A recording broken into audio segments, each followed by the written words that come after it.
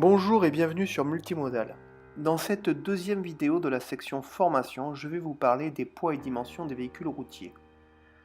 En effet, ceux-ci sont réglementés par le code de la route en fonction des caractéristiques des véhicules. Bien sûr, à toute règle, il y a des exceptions, on le verra notamment avec les éléments de sécurité ou en fin de vidéo concernant les convois exceptionnels. Mais aussi des sanctions. Cette vidéo n'a malheureusement pas pour but d'être exhaustive, mais de poser de manière ludique et j'espère claire les limites du code de la route concernant les masses et dimensions des véhicules que nous croisons. Alors, c'est parti!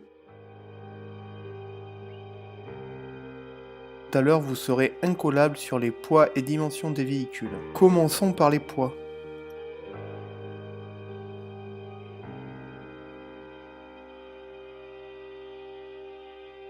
Alors, le PTAC pour poids total autorisé en charge concerne tous les véhicules. Vous le retrouverez sur la carte grise de celui-ci.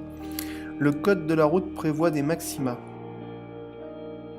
Alors, véhicule à moteur, 2 essieux,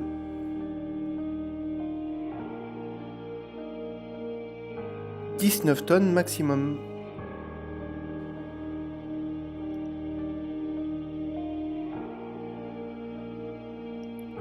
Véhicule à moteur ou remorque, 3 essieux,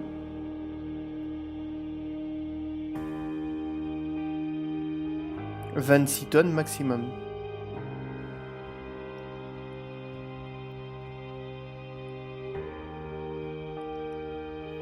Véhicule à moteur, 4 essieux et plus,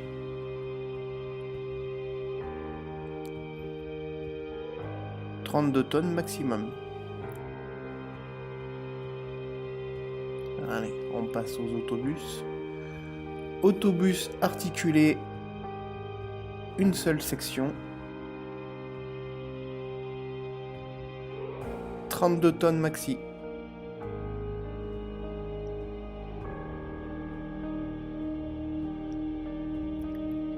Autobus articulé, 2 sections et plus. Là, on reconnaîtra le fameux mégabus qui circulait à Bordeaux. 38 tonnes maxi.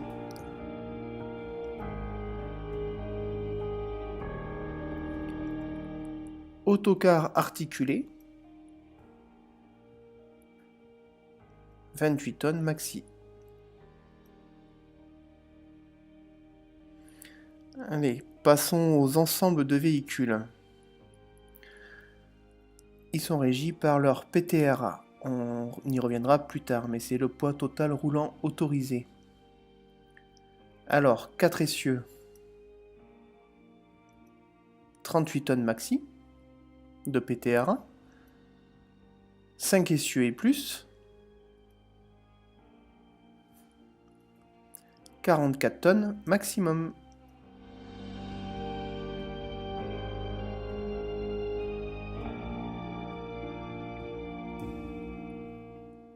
Alors, le poids réel de la remorque ou des remorques attelées derrière un véhicule tracteur ne peut excéder 1,3 fois le poids réel de celui-ci.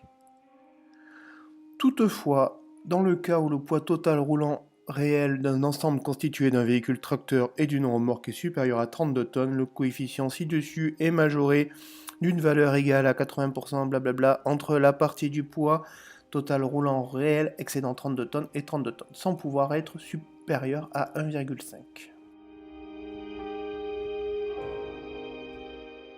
Le poids à vide en ordre de marche, c'est le réservoir plein ou les réservoirs pleins, l'équipement de bord, roue de secours et outillage.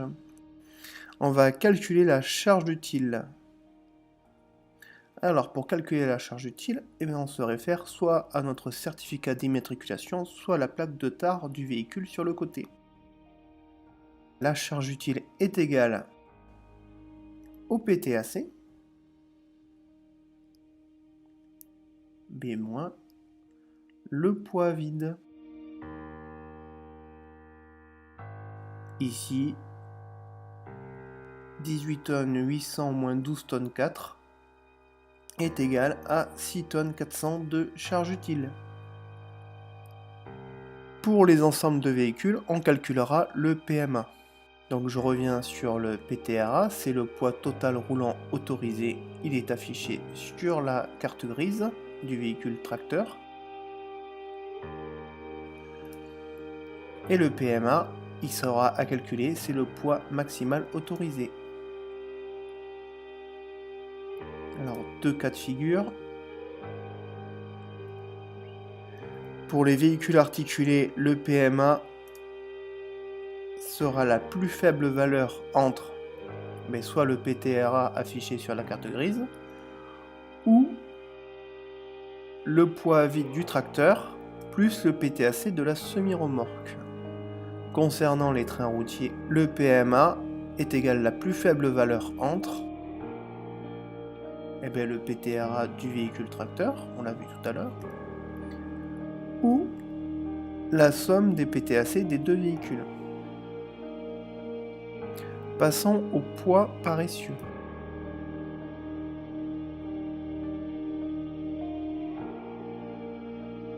« 13 tonnes sur l'essieu le plus chargé. »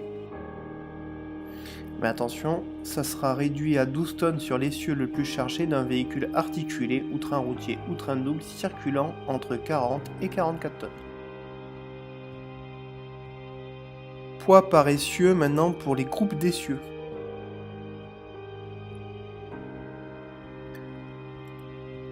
« 11,5 tonnes sur l'essieu le plus chargé du groupe d'essieux moteur,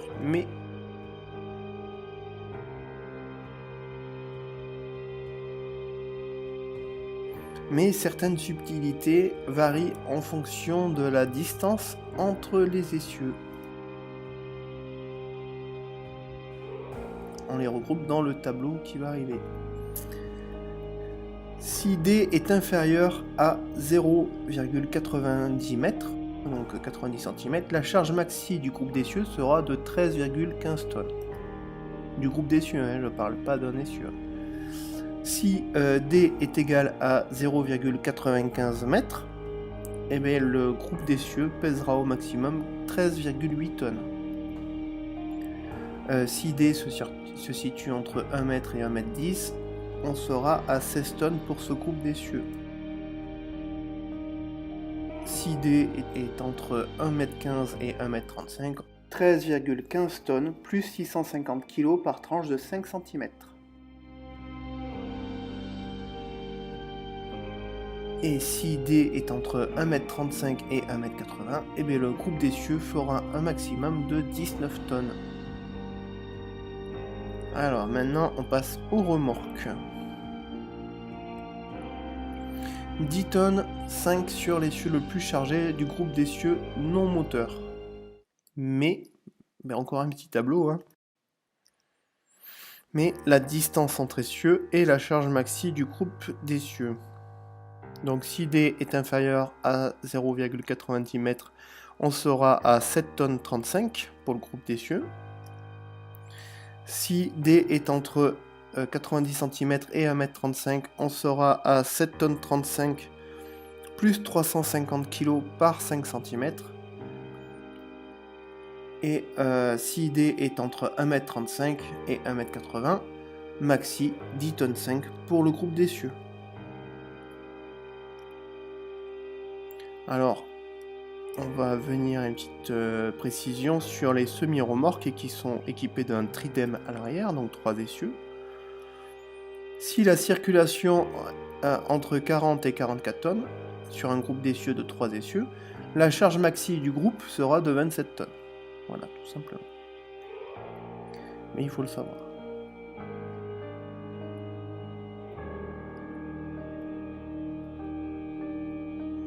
Alors, il y a aussi des dérogations. Par exemple, si vous installez un élément de sécurité, si vous avez un essieu supplémentaire ou le type du véhicule, le code de la route prévoit des dérogations et cette dérogation sera affichée sur le certificat d'immatriculation. Donc, on va les détailler ci-après.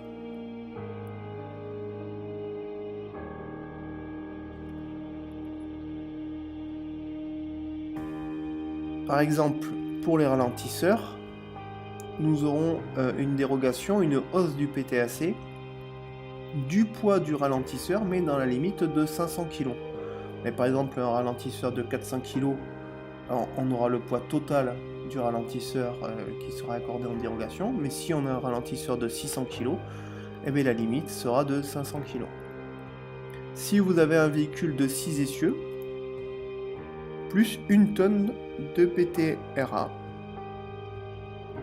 et par contre, le véhicule doit admettre techniquement la majoration, hein, donc il faut que le véhicule, sur son caractéristique technique, puisse rouler avec une tonne supplémentaire.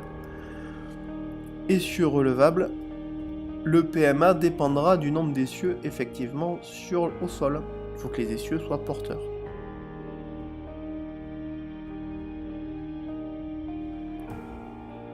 Concernant les véhicules électriques à gaz ou gazogène, le poids des équipements dans la limite de 1 tonne.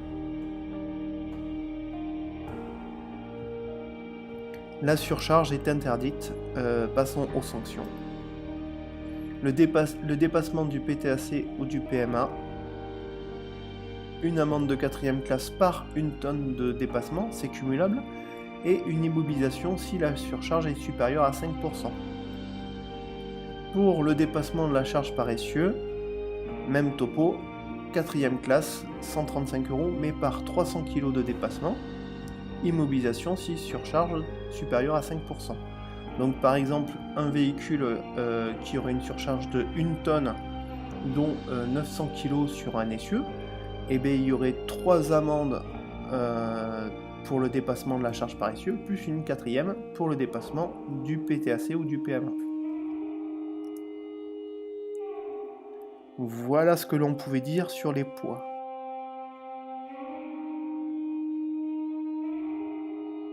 Passons maintenant aux dimensions.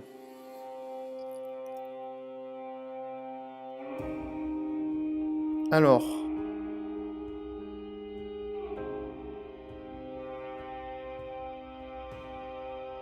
l'empattement, c'est la distance entre l'essieu avant et l'essieu arrière.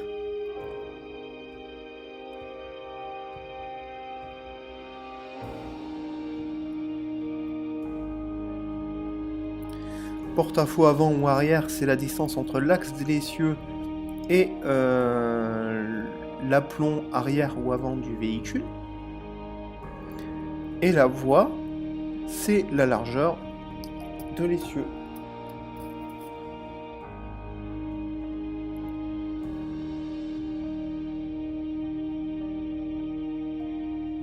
Alors, largeur.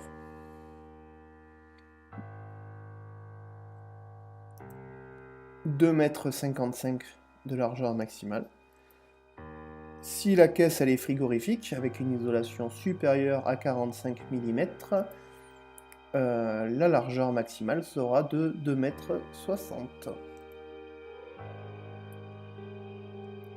La hauteur, quant à elle, elle est libre, mais attention sur la route. Longueur des véhicules isolés. Donc, moteur ou remorque.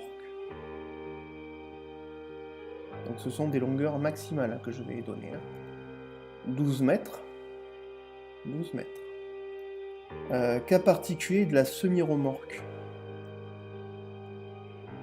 12 mètres entre le pivot d'attelage et l'aplomb arrière. Et 2,04 m entre l'axe du pivot et tout point à l'avant de la semi-remorque, d'où les fameuses remorques de 14,04 m. Évidemment, c'est juste 12 mètres plus 2,04 m. Continuons avec les longueurs. En véhicule isolé, alors pour les autocars ou autobus, 2 essieux, plus de 2 essieux. Pour les autobus articulés, une section, les autobus articulés, plus d'une section. Et les ensembles de véhicules, autobus ou autocars, plus remorque.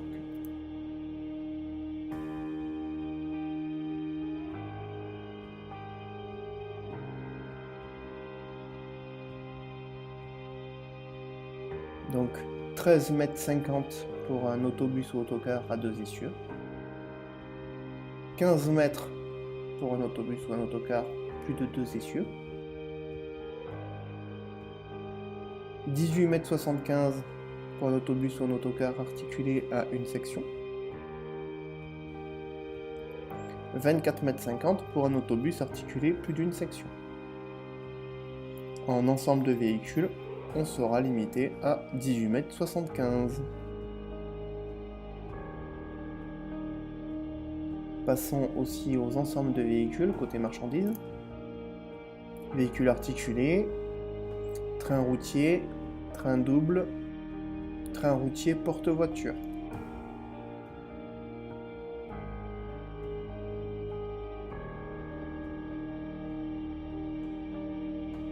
« 16,50 m pour un véhicule articulé, 18,75 m pour un train routier, 18,75 m pour un train double.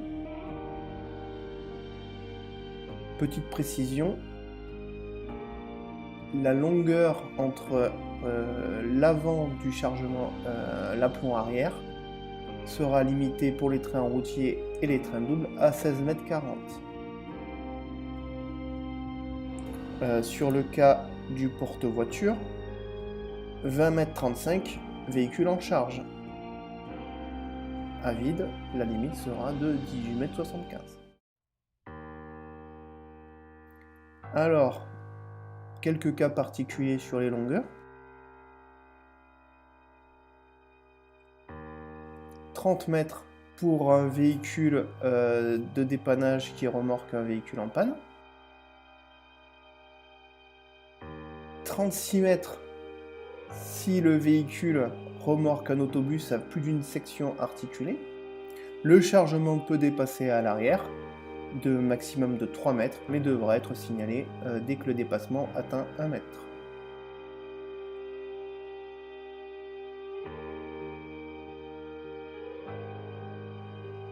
Alors, toujours dans les longueurs et poids, une petite exception du code de la route pour les convois exceptionnels. Le texte de base.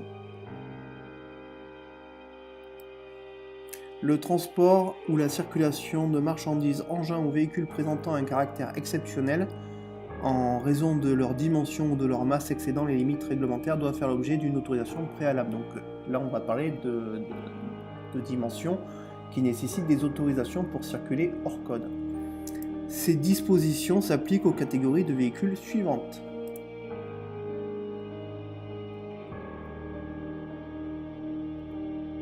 Le transport de pièces indivisibles,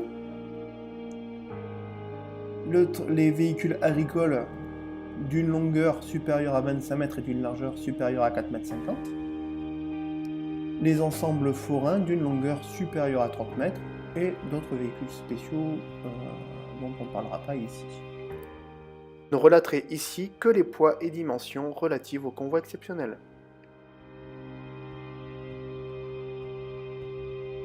Alors, ces catégories sont définies par la longueur, la largeur ou la masse.